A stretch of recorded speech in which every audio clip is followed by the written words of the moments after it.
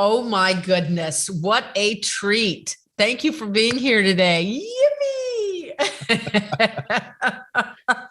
Dr. Rick. Good to be with you. Yeah. What a treat.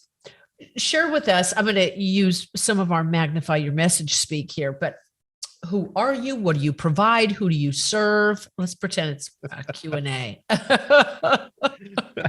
Well, my name is Dr. Rick Chromey, and I serve leaders and teachers, pastors and parents with educational edutainment, you might say. And, my main work is I'm a cultural historian, and I help people to interpret history, navigate culture, and explore faith in order to create transformative change in themselves and in the lives of others.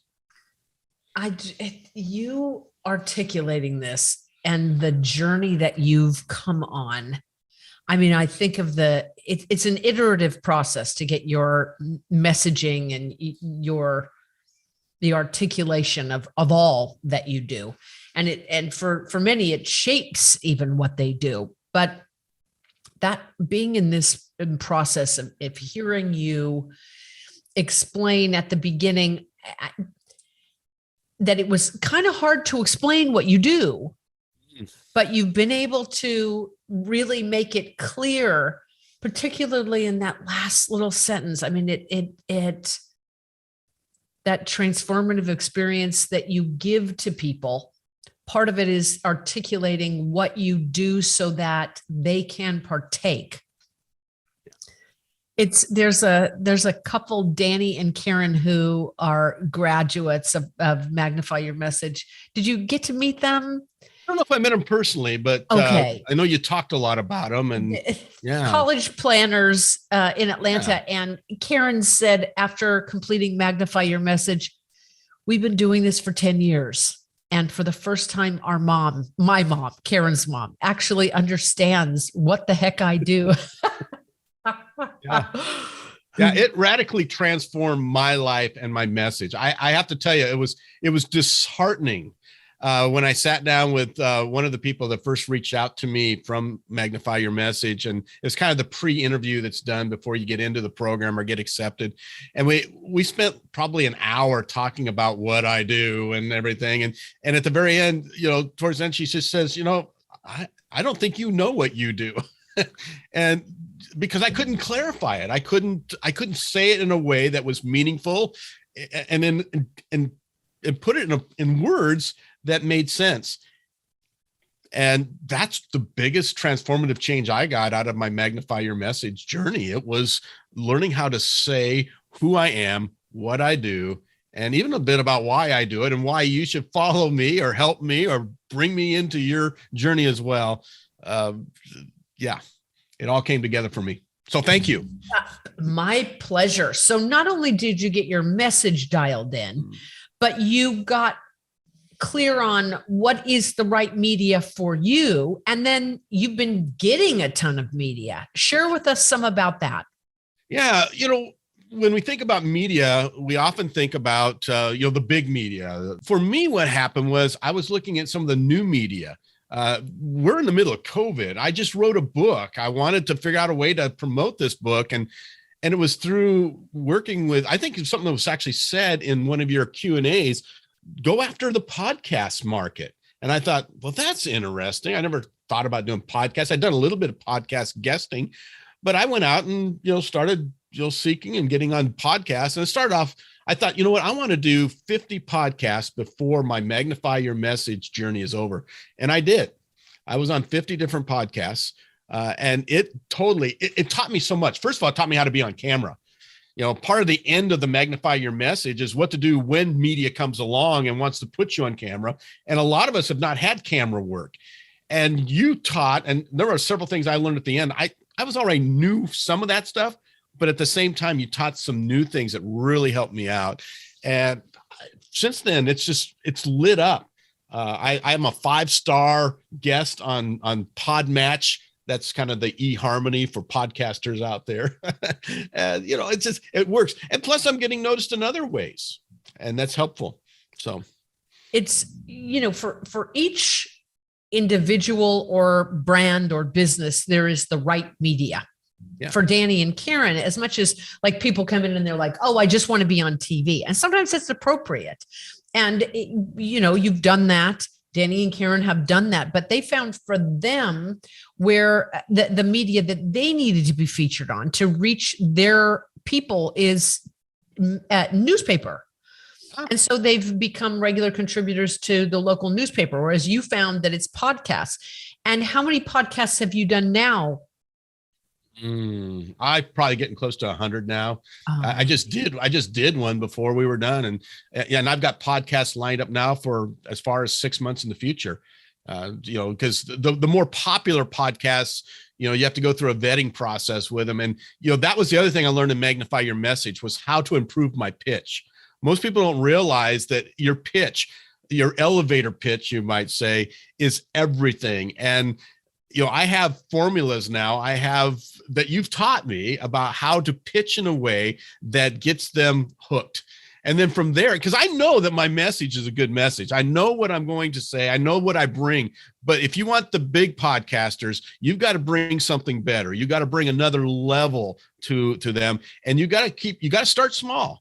But as you keep going and you start pitching right and you have the experience on camera, it starts to come together and it becomes amazing. Now, I'm also a writer and I'm already doing, you mentioned newspapers, but there's a local Christian magazine that goes all over the Boise area. And I pitched to them about being one of their columnists. And now I'm a regular columnist with them. It comes very, very serendipitous, you might say. Right? It just kind of comes, but you got to know what your message is. You got to pitch it right. And then when you get your chance, you got to shine. So thank you. Yeah. Right. It's the serendipity. There's a quote I heard about luck when opportunity meets preparation. And I think what you're calling serendipity is the same thing. Yeah. Opportunity meeting all this preparation that you've done. Yeah. There's your serendipity, right? It's something that you've caused rather than something that like the bluebird of happiness alighting on your shoulder or something. You did that. Yeah. You can tell how much experience you've had on stage, on now these 100+ podcasts. You can hear how seasoned you are. Speaking of your being on stage, what happened? I heard about this recent engagement and how your speaker rate has gone up so high. Share with us about that. That's a big deal. Well, yeah, next week, I'm going to be speaking to another city, but a few months ago, I think it was back about 3 months ago, something happened where I got somebody online. I had this speaker bureau that I was a part of many, many years ago, kind of let it sit dormant, and something popped on there. Someone asked me and I said, okay, sure, I can do that. It was to train some teachers during Martin Luther King Day here recently. But in the process of doing that, I thought, you know what, this might be a great opportunity. I'm going to restart this and see what I can do. And that's where I got this message next week that I'm going to be speaking on. So you've got this big speaking engagement coming up, and aren't you being paid $1,200 an hour for that? Yeah. You're so modest. I love it. It's like, yeah, I've got this speaking engagement coming up for some kids, instead of like, I am now my speaker rate, because of all of this clarity with my message and the pitching and all of this work that you've been doing and the media you've already landed, your speaker rate has gone up to $1,200 an hour. What was it prior? Well, it depends. And I think part of what this process helped me do too was better define who do I want to be and how do I want to present myself? Because often I presented myself from a poverty level before. For me, it's just about, if you have to believe what you're worth. And I happen to believe that, my message is worth, so much an hour. And in this case, I pitched to them, this is what I do it for. And they said, no problem. We'll have you come, Yes. So it's not, and a lot of times we don't believe in ourselves enough to put that, I'm worth $1,200 an hour. To go from doing speaking events for free to doing speaking events for $1,200 an hour is amazing. Huge acknowledgement. But here's the thing that's special. And I'm finding that there are a lot of people out there that love what I have to say. I talk about why kids misbehave. I talk about how to naturally motivate people without gimmicks or guilt or games. I talk about how technology impacts our culture and how generations and such, how they move and shift and cultural change and all that. Those are messages that I've been speaking inside the church for a long time that are now resonating outside. And, you know, it is nice to get a better paycheck. I will admit that. And well-deserved. Well-deserved. I see the difference you make with people. So that is extraordinary. Can I ask, Dr. Chromey, what gave you that bump in self-esteem to go from earning, doing talks for free to doing talks at $1,200 an hour? Was it that your message got so dialed in? Is it that you have done so many interviews between then and now? Or is it that so many media sources have called you this expert? What is it that gave you the confidence boost? Well, I think a lot of it actually came out of the mindset conversations we had in Magnify Your Message. My coach there just really helped me understand that I was selling myself short, that I had a big message and I could have a better return for that message. And I just needed to believe that. And, it doesn't take a lot, but once you take that leap of faith and pitch yourself, and again, it's all about, can you do it? And can you then, when you do it in a way. A lot of my podcast hosts, when we finish up, they say, I've got to have you back. And I go, perfect. I've got to have you collaborate with me on other projects.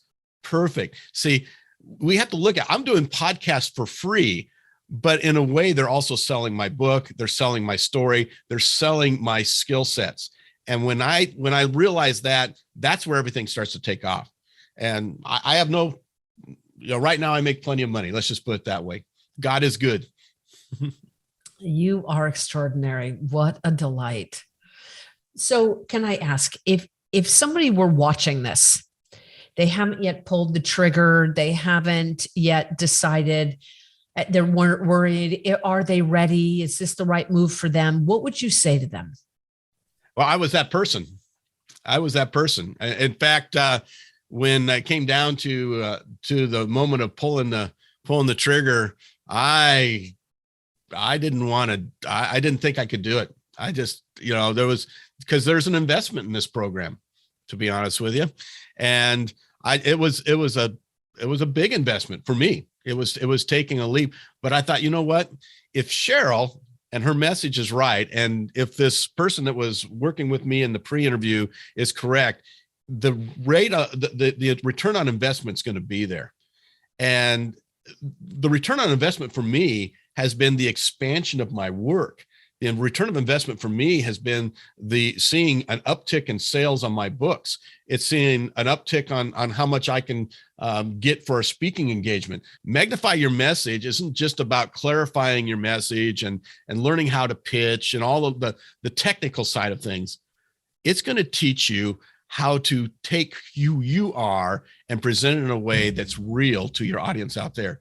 And that's going to resonate. You can be real and not resonate, or you can be real and resonate. And that's what I've learned.